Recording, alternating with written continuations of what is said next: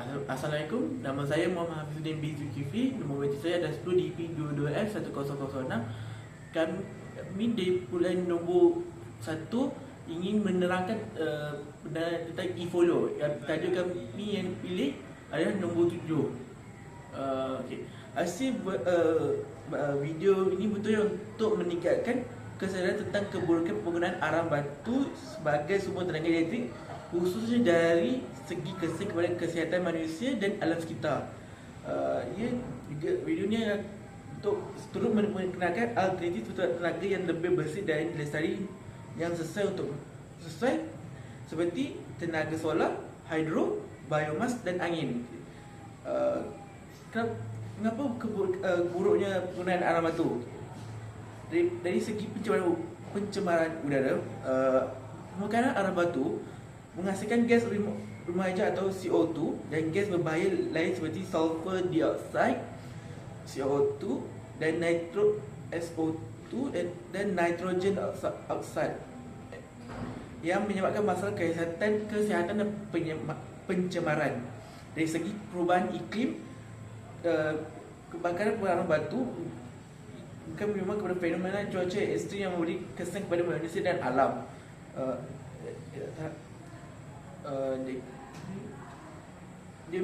Sebab arang batu menyebarkan gas karbon ia akan menyumbang kepada fenomena cuaca ekstrim yang memberi kesan kepada manusia dan alam. Dari segi masalah kesihatan,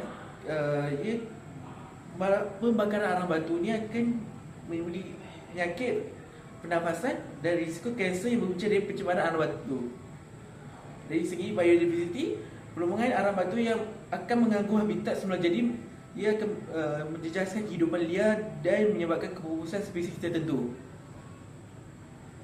Assalamualaikum, nama saya Muhammad Asif Hamid Ahmad Mustaza dan nombor matrik saya 10EDP22F1002, dan saya akan meneruskan video ini tentang mengenali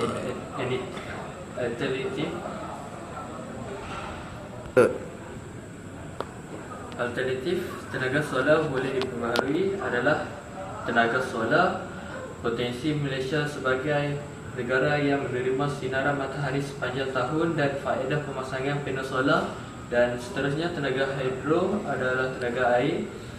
Potensi menggunakan empangan dan sungai untuk menjana tenaga hidro secara lestari, dan tenaga biomas, penggunaan sisa kelapa sawit dan sisa kayu di sektor pertanian yang boleh banyak terdapat di Malaysia. Tenaga angin pula potensi kawasan pantai di Malaysia seperti Sabah dan Sarawak. Dan seterusnya saya akan menerangkan tentang alternatif tenaga yang daripada prinsip syariah dan kaedah fiqh.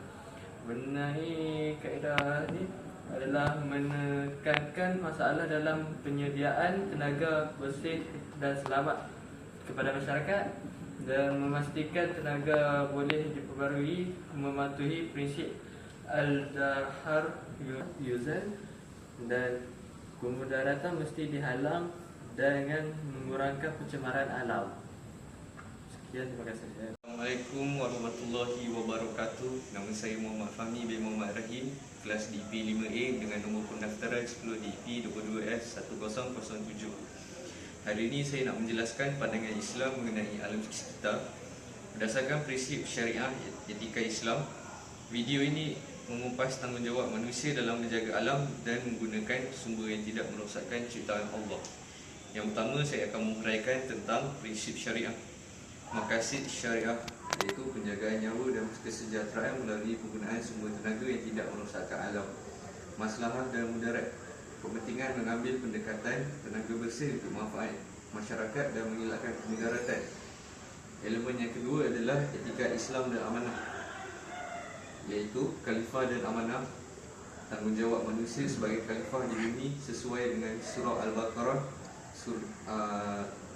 surah kedua ayat 205 yang melarang kerosakan di bumi. Seterusnya, penekanan pada pemelihara alam, etika Islam dalam menjaga ciptaan Allah dengan tidak melakukan kerosakan. Sekian, terima kasih. Assalamualaikum. Nama saya Muhammad Deniz bin Muhammad Zulkifli dan nombor metrik saya 10DEP 22F1012. Dengan soalan terakhir, diterangkan 3 implikasi sekiranya isu tersebut diabaikan. Implikasi sekiranya isu ini diabaikan, di sini ada 3. Yang pertama ialah kerosakan alam sekitar yang tidak dapat dibaiki. Sekiranya penggunaan tenaga dari arang batu diteruskan tanpa langkah-langkah alternatif yang lebih bersih, kerosakan alam sekitar akan terus berlaku dan memberi kesan buruk kepada generasi yang akan datang. Penebangan hutan untuk perombongan arang batu dan pencemaran udara boleh menyebabkan bencana alam yang lebih besar seperti banjir, tanah runtuh dan perubahan iklim. Yang kedua, kesan kesejahteraan umat manusia. Pencemaran yang ditumbuhkan oleh pembakaran arang batu memberi kesan langsung kepada kesihatan manusia seperti peningkatan penyakit pernafasan dan kanser. Kesan jangka panjang ini akan meningkatkan beban sistem kesihatan negara dan mengurangkan kualiti hidup masyarakat. Yang terakhir adalah kehilangan peluang ekonomi dalam sektor tenaga bersih.